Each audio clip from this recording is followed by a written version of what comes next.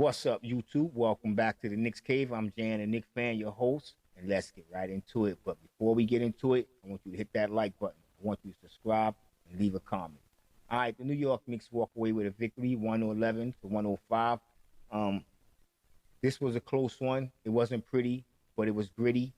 We're gonna talk about three things that could have went wrong in this game. First of all, this could have been an embarrassment. That's number one.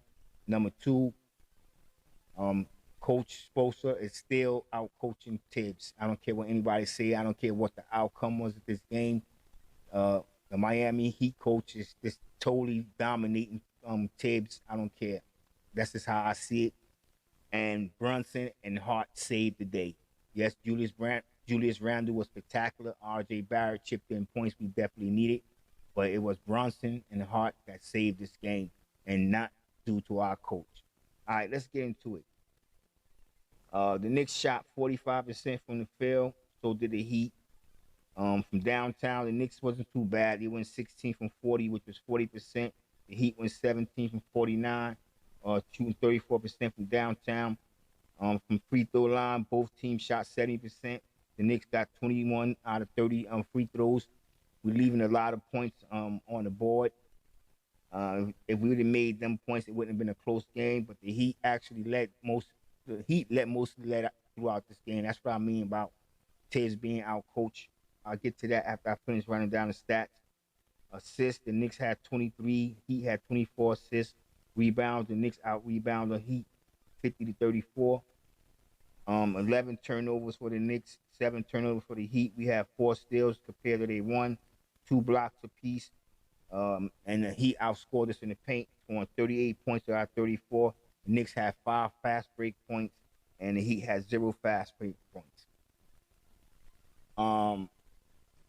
One thing that's going to have to change in this game for the Knicks to if the Knicks is going to come out of this series ahead, if the Knicks going to come out of this series period, is the bench is going to have to step up. In the first game, the bench outscored the Knicks 30 to 15, doubling our output. And it was the same thing tonight. The Knicks bench scored 12 points to the Heat 22 points.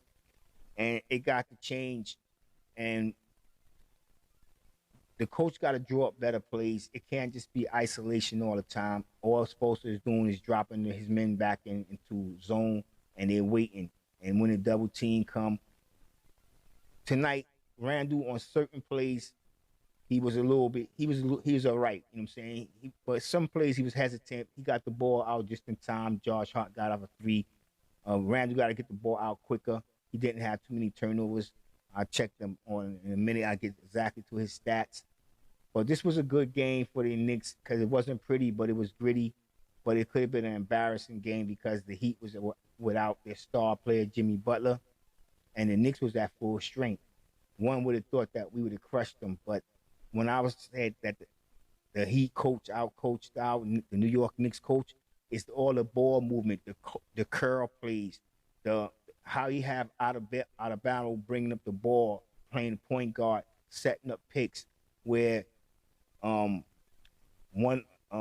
Lowry or Vincent can cut behind him and get an open 3. The Knicks is not reacting or getting past the screen because Adebayo's is a big body. He's bringing the ball up and he's shielding off 2 players.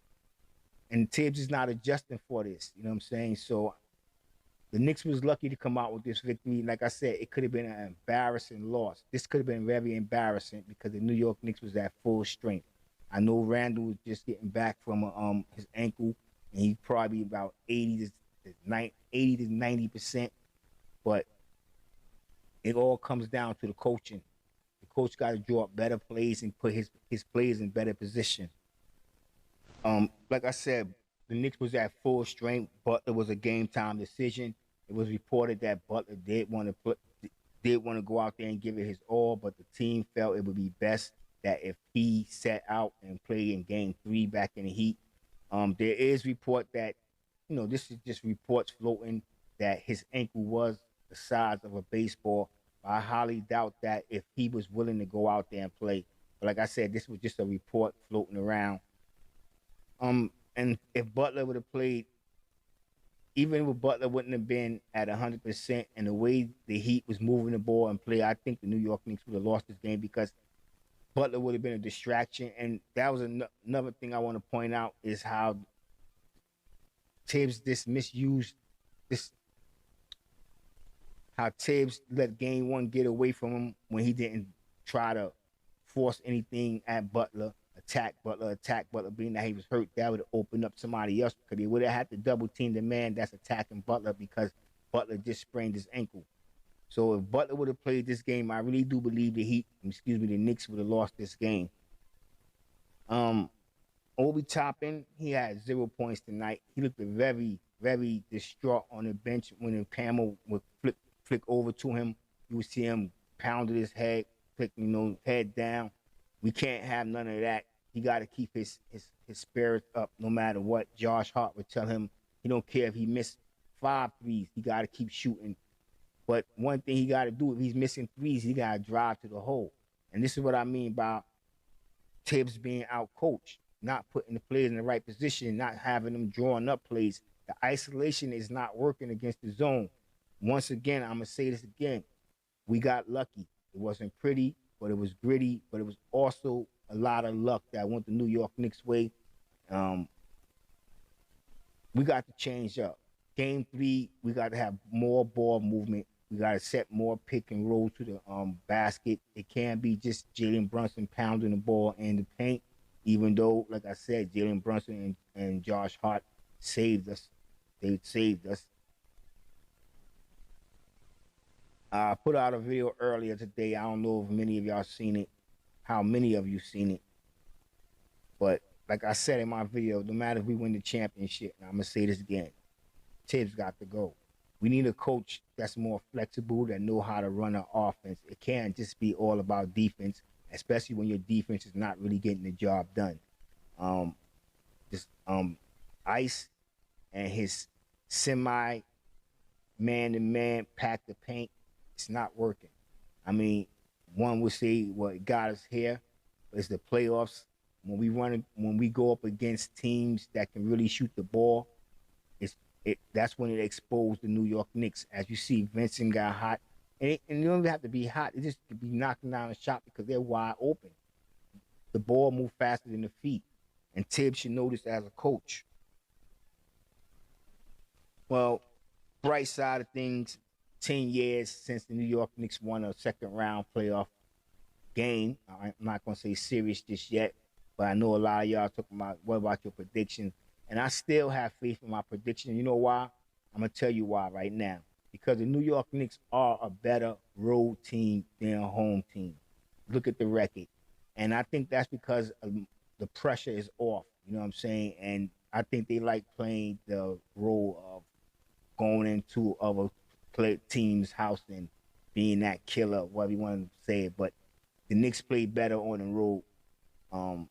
The Heat should be up for this game, but it depends. Another player went out with back spasms, but he came back into the game and he was killing us. German name, I forget his name. He goes and check his name real quick. Max Strauss. He was hurting us with the 3-point. Vincent was killing us. Kevin Love, he's old, but he get the job done. You know what I'm saying? He gives you what he got. He know his role. He's still a little more mobile than what a lot of teams give him credit for. But the Knicks, the coach, Tibbs, got to have to draw up better plays. I want to see some more back doors. I want to see plays for Mitchell Robinson.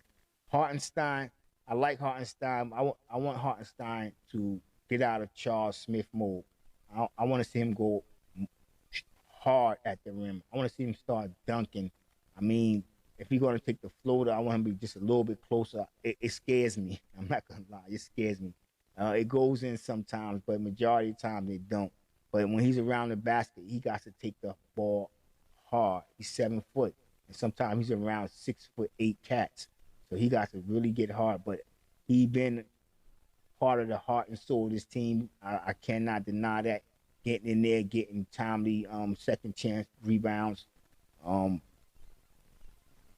I just feel that the coach has to draw up better plays for the team. It can't just be ISO for Brunson, Barrett, and Julius Randle. Although they have been kicking the ball out, Randle.